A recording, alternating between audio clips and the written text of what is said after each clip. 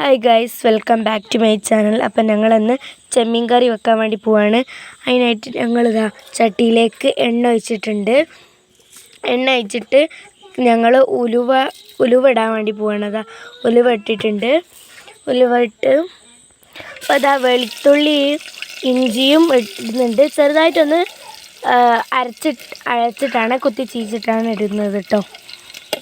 എന്നിട്ട് നന്നായിട്ട് ഇളക്കി കൊടുക്കുകയാണ്. എന്നിട്ട് കറിവേപ്പില ഇടുന്നുണ്ട് കേട്ടോ ഞങ്ങൾ.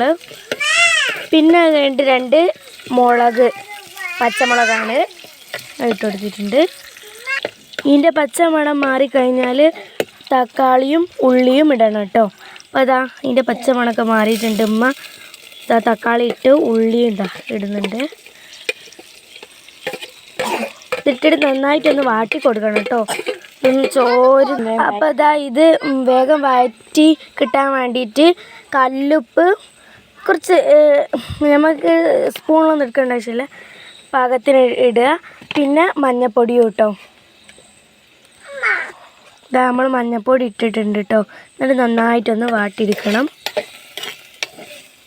അപ്പോൾ ഇത് നല്ലോണം വാടി വന്നിട്ടുണ്ട്. അപ്പം അതാ മല്ലിപ്പൊടി ഇടുകയാണ് കേട്ടോ. മല്ലിപ്പൊടി ഇട്ടിട്ടുണ്ട്. എന്നിട്ട് ഒരു 2 ടീസ്പൂണേറ്റോ മുളക് പൊടി ഇടുന്നുണ്ട് കേട്ടോ. ഇതിലേക്ക് പുളിവെള്ളം ഒഴിക്കുകയാണ്. ഇതാ പുളിവെള്ളം ഒഴിക്കുകയാണ്. അത് നന്നായിട്ട് ഇളക്കി കൊടുക്കുക കേട്ടോ.